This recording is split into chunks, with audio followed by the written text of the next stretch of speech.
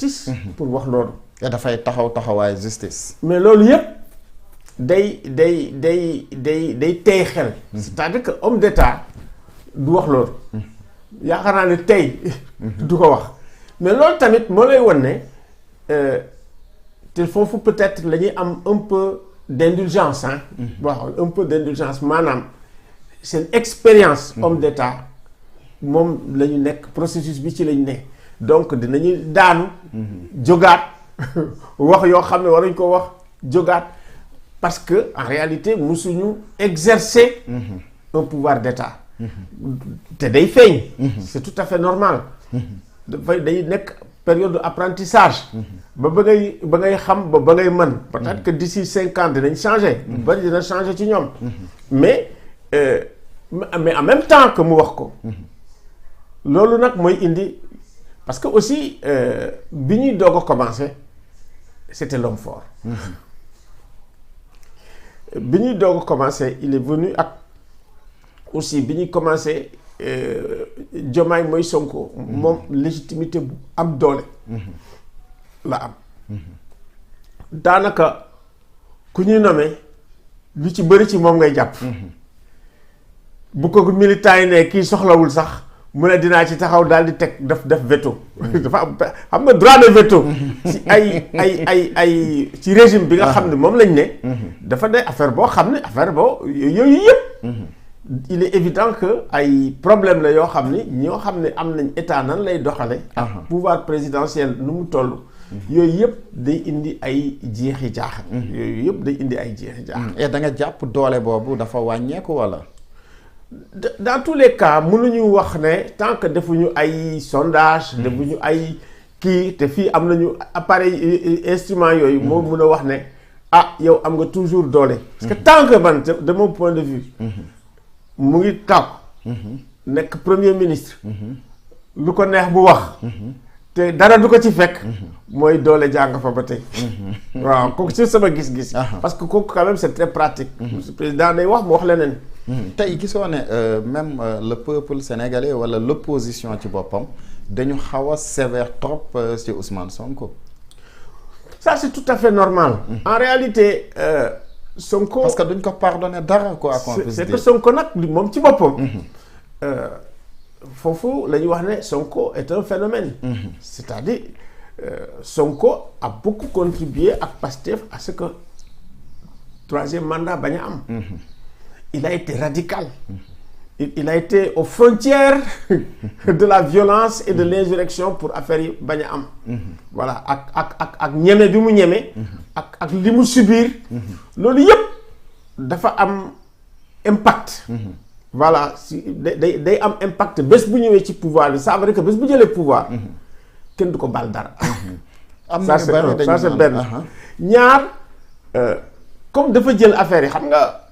man au départ dama ne ko bul dem nekki premier ministre demal Assemblée nationale du fait de sa personnalité di mu mel du fait leadership bi mu am du fait également na li may wax un surpouvoir boo xam ne bii ak légitimité bi nga xam ne am na ko suy dem fële rek day am compétition parce que dafay am tendance toujours nekk l'acteur dominant. D'accord. du nangu ñu dominer ko. Et effectivement loolu la ñuy gis bés bu jot. Ça nag ça vient de loin. Ça vient de leur parti, ça vient de leur truc, ça vient de son charisme, ça vient de son donc. ku mel noonu day dem assemblée day dooleel waat assemblée nationale. jëmmataal ko jëmmal ko joxaat ko pouvoir loolu laa ko expliqué woon. ba pare nga nekk en réserve de la république. waaw su ko defee lépp bu dee woon assemblée lépp lu mu bëgg a wax mun na ko wax. kon da nga jàpp ne c'est une erreur d'accepter le poste de premier ministre. mais attends kooku c'était évident. man je savais que ci problème lañ jëm. mais bind naa ko di je savais que ci problème lañ jëm parce que en réalité suñu nature régime bi moo mel noonu. waaw le pouvoir du président de la République mais c'est un pouvoir de vie et de mort. xam nga droit de grâce boo ko amee. moom moo am droit de grâce.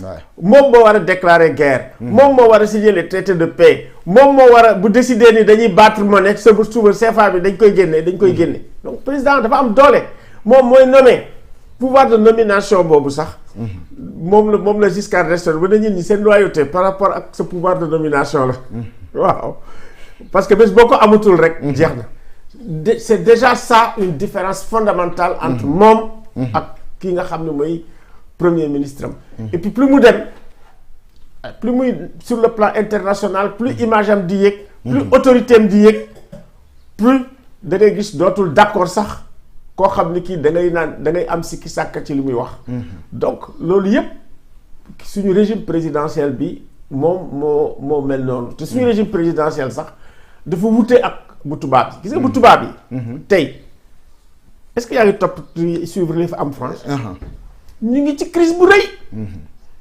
tey li ñuy wax mooy référendum ndax dañuy dàq Macron wala duñ ko dàq effectivement Macron amal jom bëggatuñ la demal boo gisee Macron affaire guerre rek lay wax li tax muy wax affaire guerre mooy li ci biir dëkk bi amatu ci dara amatu ci benn pouvoir effectivement donc ça veut dire que ñun dañu inspiré wu ci institution française yi te institution française yi tey ñu ngi nekk dans une crise énorme ñun suñu amee crise du ñu mën a jaaxal donc il faut ñun tam te loolu la ñi ngi nga xam ne ñu ngi toppatoo suivi assises yi di wax il faut refonder waaw il faut refonder mais refonder rek doyul su fekkee ne da nga refonder te amuloo ñin ñoo xam ne tamit am nañ une culture démocratique am nañ une culture d'état dafay indi problème mais ba tey processus bii ñu ne c'est un processus tout à fait normal même bu fekkee ni am nañu ay révolution révolution du jëkk c'est pas un processus linéaire day dem day yéeg di wàcc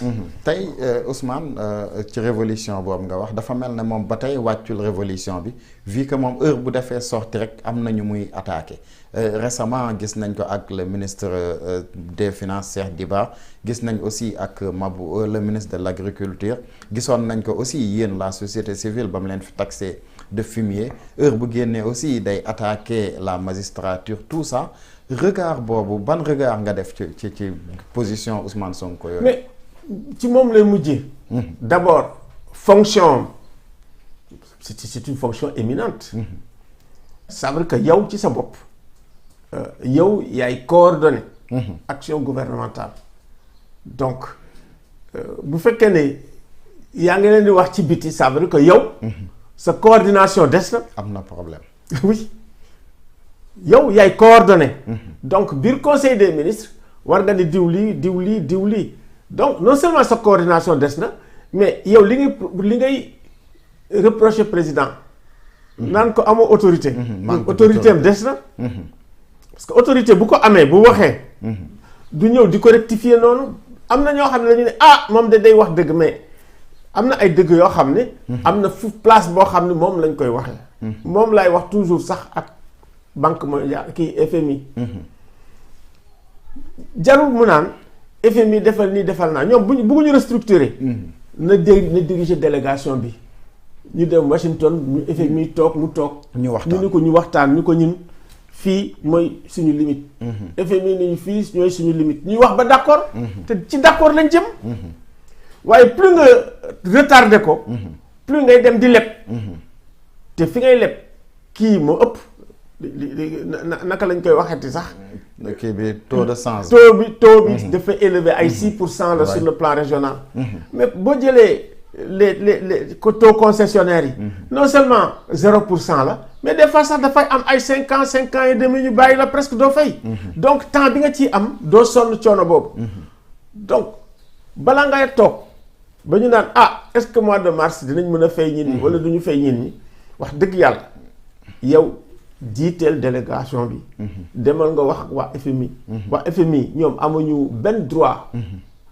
di forcer état naan ko nii ngay doxale mais tamit am nañ seen règle waaw loolu nag mooy aussi le phénomène de la mondialisation waaw loolu bu amee yow ñii xam nga seen règle soit nga accepté ko soit ne nga ne du ma ko accepté état bi tamit nga ne ñun suñu doxalin fii la jarul coow lu bari am na yoo xam ne sax dëgg wax dëgg yàlla ne est-ce que di nga dégg ci àdduna bi ñun ci daan ñu xuloo entre état ak FMI. ak FMI déet. da ngay dégg ni d'accord nañ wala d'accorduñ.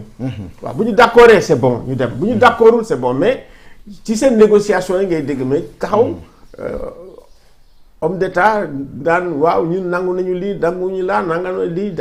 restructuration bu fekkee ni ñoom d'accorduñ ko mais Sénégal danaan d'accorduma ko mais ñu toog waxtaane ko. tey naka nga gisee diggante le président de la République ak son premier ministre.